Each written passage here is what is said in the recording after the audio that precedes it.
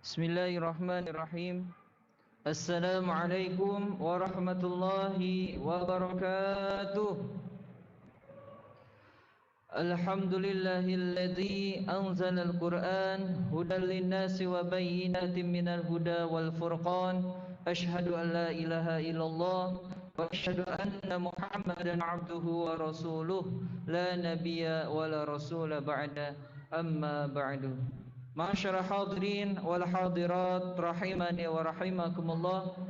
Alhamdulillah wa syukurulillah. Mari sama-sama kita haturkan rasa syukur kita kehadirat Allah Subhanahu wa taala segala limpahan karunia kenikmatannya.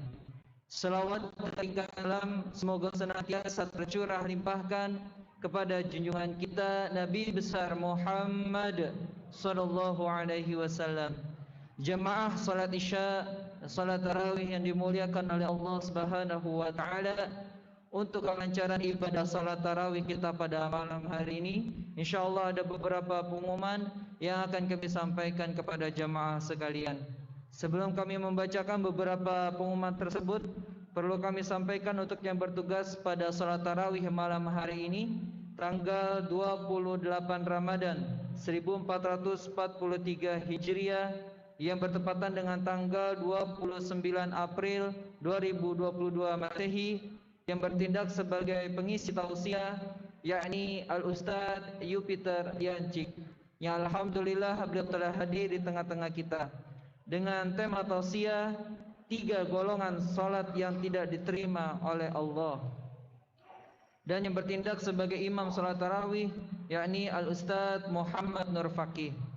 Jamaah yang dimuliakan oleh Allah Subhanahu wa taala, pengumuman yang pertama yakni mengenai itikaf 10 terakhir malam Ramadan bagi jamaah yang ingin mendaftarkan dirinya, khususnya untuk yang ingin bersantap sahur di Masjid Al-Falah, bisa mendaftarkan dirinya setelah salat tarawih didirikan.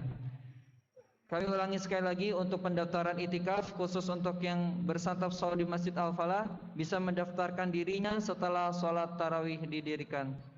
Berikutnya yakni maklumat yang pertama mengenai keamanan dan ketertiban Masjid Al-Falah.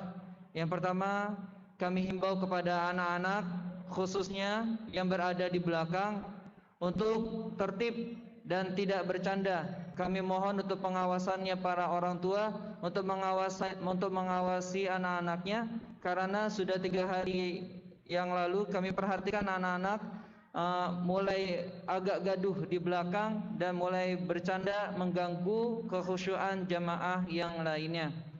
Demikian kami haturkan untuk kerjasamanya para orang tua untuk memperhatikan anaknya. Demikian pengumuman yang dapat kami sampaikan, kurang lebihnya kami mohon maaf. Hadanallahu wa iyyakum ajma'in. Assalamualaikum warahmatullahi wabarakatuh. Kepada Al-Ustadz Yupiter Yancik kami persilakan.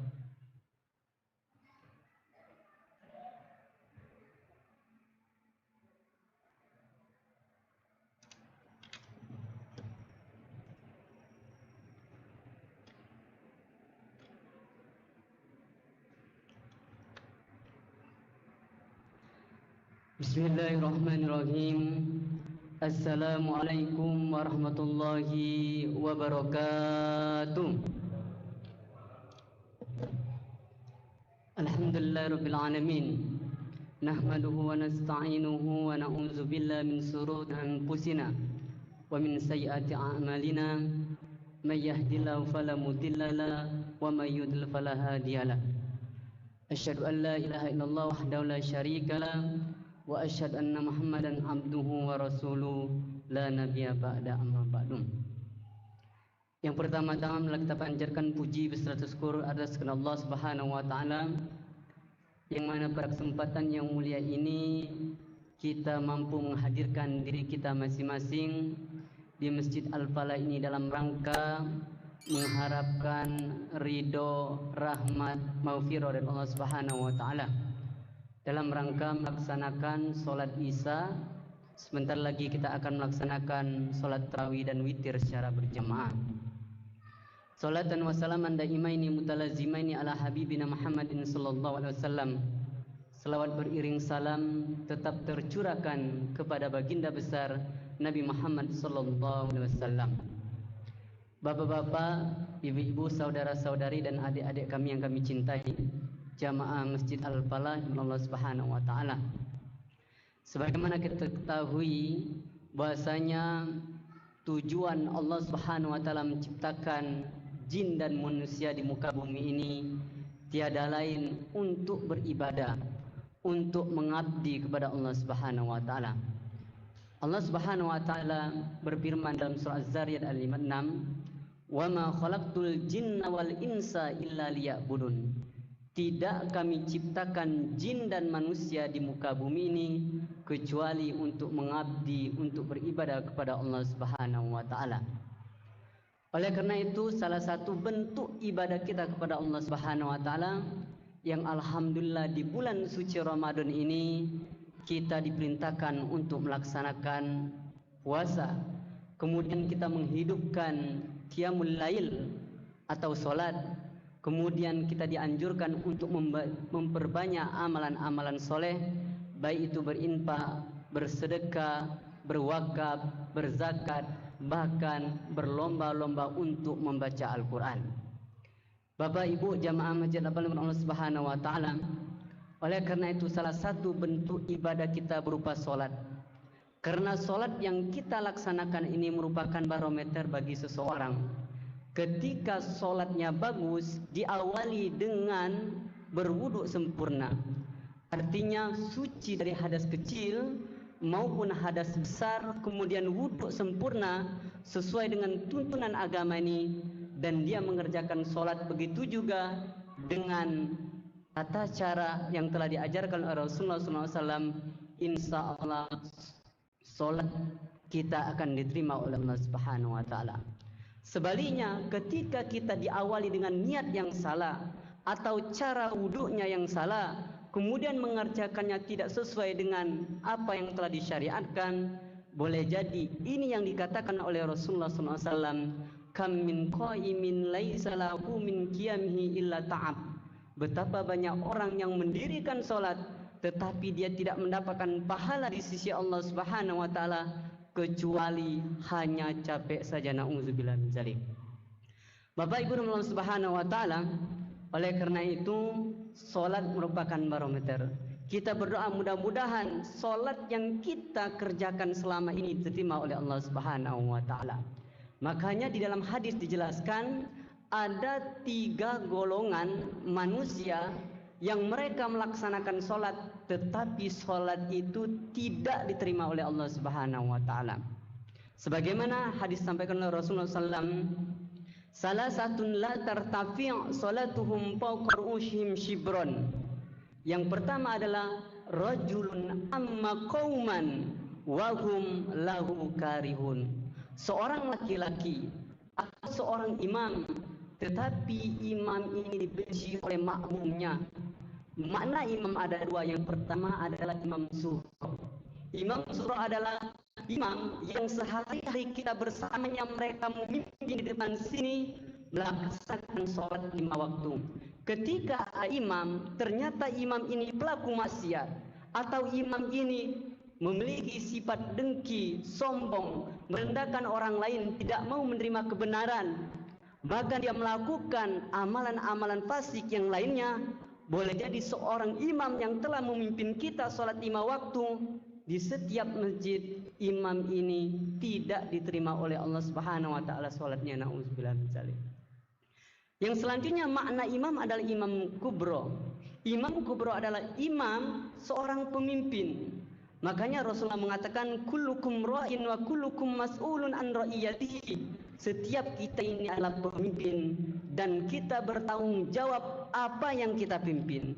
Begitu juga imam pemimpin, dia bertanggung jawab atas apa yang dipimpinnya, yaitu rakyatnya.